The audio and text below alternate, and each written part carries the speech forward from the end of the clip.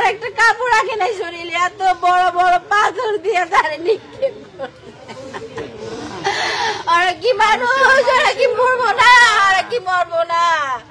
আমার যে সব সারা করলো, আমার বাবাকে ব্যবসার জন্য আমার বাবার ব্যবসা চাইছে এবং আমার বাবা থেকে 2 লাখ টাকা মাসে মাসে চাঁদা চাইছে। এই দুইটাই একটা আইনত ইয়া, সেই জন্য আমার বাবা রাজি হয় নাই। সেই জন্য আমার বাবাকে আমি ভিডিও দেখি নাই, আমি সহ্য করতে পারবো না, ভিডিও দেখাই নাই। আমরা সবাই জানে, ওপেনলি জানে সবাই যেটা হত্যা। শুক্রবারে সকালবেলা কিন্তু ভিডিও প্রকাশ হয়েছে। ভিডিও প্রকাশ হয়েছে গতকালকে। প্রকাশ করার আগে আপনারা আগে থেকে জানতে পারছেন? হ্যাঁ, আমরা আগে থেকে জানতে পারছি। কি জানতে পারলেন? মানে কারা কারা করছে?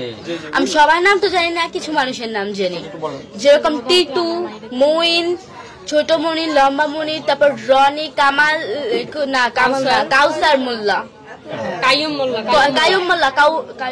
কায়সার হচ্ছে ফোন দিছে যখন আমার মামা বাসায়, ওই কাউসার ফোন দিয়ে আমার মামার বাসা থেকে বের করছে, বলছে যে তুমি তাড়াতাড়ি আসো, দোকানে আছি, তুমি তাড়াতাড়ি আসো। ওনারে অনেক রকমের মানে মেন্টাল ক্রিয়েট করছে। কোশ্চেন গুলো ওকে না করে। আচ্ছা, ভিডিওটা পরে প্রকাশ হওয়ার কারণটা ছিল কি? পরে হচ্ছে গিয়া আমি প্রেস ক্লাবে গিয়েছিলাম, বরগুনা প্রেস ক্লাবে। আমার কাছে তার আগে অনেক ভিডিও ছিল, হিউজ পরিমাণে ভিডিও ছিল আমার কাছে। তো আমি এগুলো পেশ করার মতো এই মানে প্ল্যাটফর্ম পাচ্ছিলাম না, তো যার কারণে এটা একটু লেট হয়েছে। আর এই আমার কাছে যে আপনার পাথর নিক্ষেপের ভিডিওটা আসছে আপনার আগামীকাল 9টার দিকে, সকাল বেলা 9টার দিকে। তো ওইটাই আমি আমার একটা কলেজ, আমি বরিশাল ভার্সিটিতে পড়ি, তো ভার্সিটির আমাদের পেজ আছে, পেজে আমি এটা আপলোড করি। আপলোড করার পরে এটা অনেকটা মানে 1 ঘন্টা না 1.5 ঘন্টার মধ্যে এটা সবার কাছে ছড়াই যায়। হ্যাঁ, এটা প্রকাশ হয়েছে কালকে। কারণ আর এর আগেও আমার অনেকগুলো ফুটেজ ছিল, সিসিটিভি ফুটেজ আছে 7টা। সেটা হচ্ছে গিয়ে আপনার ওই যে আমার মামার সাথে যখন অফিসে বসে কথা হয় আমার মামারে, তখনই তারা ওইখানে বসে মারামারি শুরু করছে। শুরু করার পরে আমার মামার টানা হিস্ট্রা করে বাইরে নিয়ে আসছে এবং ইট দিয়ে মাথা থাতলাই দিছে। আর এখানে একটা শুট করা হয়েছে আমার মামা, এটা কিন্তু এটা করা হয় নাই।